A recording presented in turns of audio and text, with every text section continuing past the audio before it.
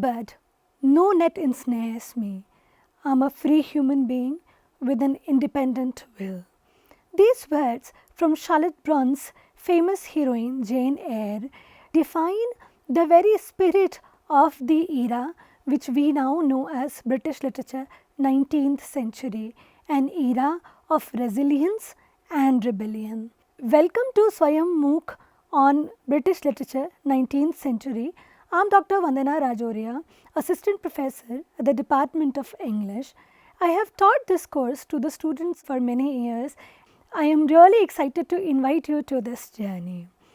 British literature 19th century is a very important period from the perspective of literature as we know it today. Especially the art of storytelling was entirely shaped by the writers of this time.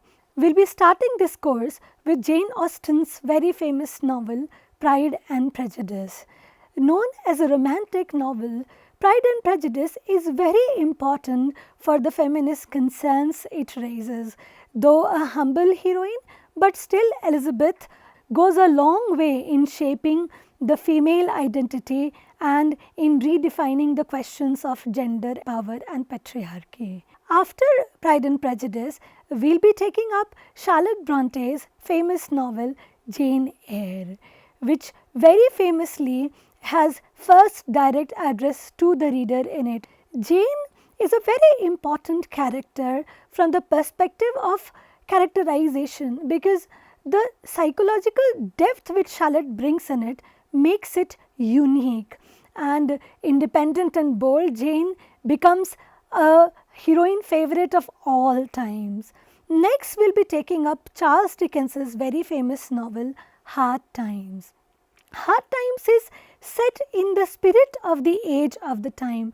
This novel of Dickens, which is all about facts, factories and friendships, very beautifully and very powerfully brings about the dehumanizing impact of industrial revolution and industrialization.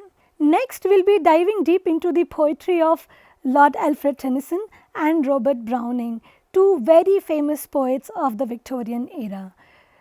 Tennyson is known for giving us many famous lines like to strive, to seek, to find and not to yield, to follow knowledge like a sinking star. In this course, we will be taking up Ulysses, Defense of Lucknow, and we will be taking up Lady of Shalott. Browning is a very important poet from the point of view of the fact that he presents a striking contrast to Tennyson as far as art of poetry is concerned. His intriguing dramatic monologues define another shade of poetry of the time as we know it.